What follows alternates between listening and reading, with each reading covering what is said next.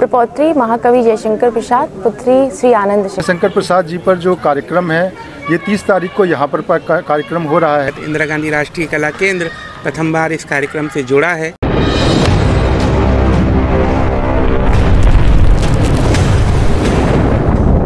मैं डॉक्टर कविता कुमारी प्रसाद, प्रपौत्री महाकवि जयशंकर प्रसाद, पुत्री श्री आनंद शंकर प्रसाद जी की 135वीं जयंती हम मना रहे हैं। उसी के उपलक्ष्य में 30 जनवरी को उनकी जयंती पर महाकवि जयशंकर प्रसाद साहित्य संस्कृति महोत्सव 2024 मना रहे हैं।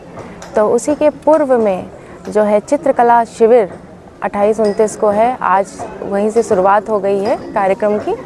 और 30 जनवरी को जो है माननीय मंत्री जी जयवीर जी आ रहे हैं, पर्यटन एवं संस्कृति, और उसी दिन हम प्रसाद जी की जयंती मनाएंगे।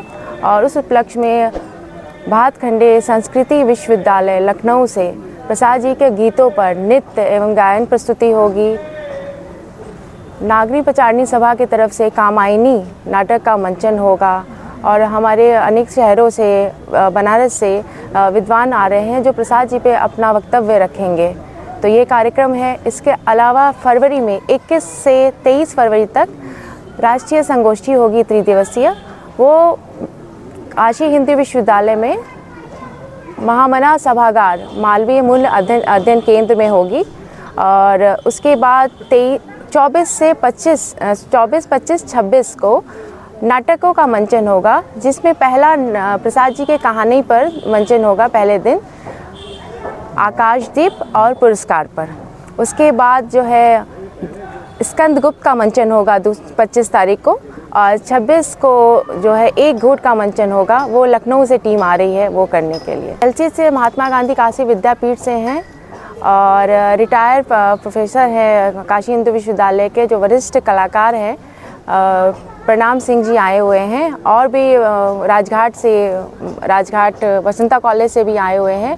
और काशी हिंदू विश्वविद्यालय के कुछ सुधार्थी भी हैं, वहाँ के बच्चे हैं। ये पूरे मतलब बनारस से अलग अलग विश्वविद्यालय से चित्रकला का विषय क्या है जो यहाँ कलाकार लोग चित्रकला चित्रित कर रहे हैं, इसका विषय क्या है? विषय है प्रसाद जी के व्यक्तित्व और साहित्य पर उनका जो राष्ट्र चेतना है, नारी को किस दृष्टि से देखते हैं, प्रकृति प्रेम, ये सारी चीज़ें, उनके व्यक्तित्व को भी इस सारी चित्रकला में सारी चीज़ों को दर्शाया जाएगा। नमस्कार, मैं डॉक्टर अभिजीत दीक्षित, इंदिरा गांधी राष्ट्रीय कला केंद्र, जिसका क्षेत्रीय केंद्र यहाँ पर वाराणसी में स्थित है, उसका मैं निदेशक हूँ और इस रूप में कार्य कर। मूलतः ये पूरी की पूरी जो संकल्पना तैयार की गई है वह प्रसाद और कला, वह कला चाहे चित्रकला के रूप में हो, वह नाटक के रूप में हो, वह गीतों के रूप में हो, वह काव्यों के रूप में हो, और साथ साथ संगोष्ठियों के अंतर्गत विचारों के रूप में हो। इस पूरे प्रांगण में एक संकल्पना है कि किस प्रकार प्रसाद कालजयी यात्रा के थ्रू हमारे जीवन में आए और इस जीवन को आगे बढ़ाते हुए उन्होंने हमारे अंतर्मन में अनेक भावों को प्रकट किया। और इन भावों के साथ साथ उनका कला रूपांतरण कैसे किया जा सके, मूलतः यह इस मंच की मुख्य प्रस्तुति होगी। तो कार्यक्रमों में जयशंकर प्रसाद जी का जो ट्रस्ट है वह मुख्य भूमिका के साथ है। इसी के साथ काशी हिंदू विश्वविद्यालय, उत्तर प्रदेश संस्कृत विभाग, मूलतः केंद्रीय संस्कृत मंत्रालय और इंदिरा गांधी राष्ट्रीय कला केंद्र, इन सभी इकाइयों का इसमें समावेश है। और इन सभी संस्थाओं के द्वारा यह प्रसाद की कालजयी यात्रा को चलाने का एक प्रयास है। सर, जो यात्रा है क्या ये फर्स्ट टाइम हो रही है या पूर्व में भी इस प्रकार के अन्य प्रकल्प किए गए हैं? कविता जी ने शायद आपको बताया होगा कि इससे पूर्व जितनी भी हम कार्यक्रमों की श्रृंखला देखें वह प्रसाद के जन्मोत्सव पर आधारित हैं। और उनके पिछले दिवसों में भी जो आयोजन किए गए, गत वर्ष भी शायद इन्होंने एक बड़ा आयोजन किया, इस वर्ष भी उसी प्रक्रिया के अंतर्गत इंदिरा गांधी राष्ट्रीय कला केंद्र प्रथम बार इस कार्यक्रम से जुड़ा है। और वह चाहता है कि हम सिर्फ प्रसाद का जन्मोत्सव न बनाते हुए बनारस के जितने भी साहित्य परंपरा है, जितने भी गायकों की परंपरा है, जो घरानों की परंपरा है, उनके सारे मूलभूत जो आदि पुरुष हैं, जिनके आधार पर हम बनारस का नाम लेते हैं, उन सभी के ऊपर इस प्रकार के कार्यक्रम हम आयोजित करें। जयशंकर प्रसाद जी उसका एक प्रथम प्रकल्प है। जयशंकर प्रसाद, जो महाकवि जयशंकर प्रसाद साहित्यिक कॉरिडोर, जिसमें कि सारे ही साहित्यकार ऐसे साहित्यकार जिन्होंने बनारस की धरती पर जन्म लिया है या कहीं बाहर से आकर के यहाँ पर अध्ययन किया है, और ऐसे विद्वानों और साहित्यकारों को साथ में ले करके एक कॉरिडोर का निर्माण किया जाए, जिससे कि उनकी रचनाओं को और उनके काम को हम दिखा सकें, प्रदर्शित कर सकें। इस कॉरिडोर के अंदर हम चाहते हैं कि एक ऑडिटोरियम भी हो जिसमें हम उन चीज़ों को प्रदर्शित करें।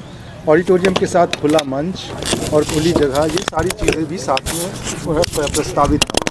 ये प्रस्ताव हमारा अभी डीएम के पास गया था और अभी हमारा ज़मीन ढूंढने का काम इसमें है। इसमें हमारे साथ RK रावत जी, जो यहाँ के पर्यटन मंत्री हैं, पर्यटन सचिव हैं, वो भी हमारे साथ जुड़े हैं इस कार्य इसको लेकर के, और इस पर हम लोग प्रोसेसिंग में आगे बढ़ रहे हैं। इसके अलावा जयशंकर प्रसाद जी पर जो कार्यक्रम है, ये 30 तारीख को यहाँ पर कार्यक्रम हो रहा है, जैसा आप लोग जानते हैं जयंती। इसके अलावा अलग अलग शहरों में भी प्रोग्राम हो रहे हैं। 31 तारीख को लखनऊ में प्रोग्राम है, और उसके अलावा बीकानेर में, जयपुर में, जम्मू और कश्मीर में अप्रैल में वो लोग करेंगे। और अलग अलग शहरों से हमारे पास खबरें हैं, जयपुर से भी इसी तरह अलग अलग शहरों से हमारे पास हमसे जुड़े हुए हैं, और वो सभी जयशंकर प्रसाद की जयंती को, इस कार्यक्रम को पूरे साल करना चाहते हैं। तो हमारे पास ये श्रृंखला है जब जन्मोत्सव की, जो लगातार चलती ही रहेगी। तो आप देखेंगे 3-4 महीनों से हम आपके साथ जुड़ेंगे और आपको अपडेट देते रहेंगे अलग अलग शहरों में क्या क्या प्रोग्राम हो।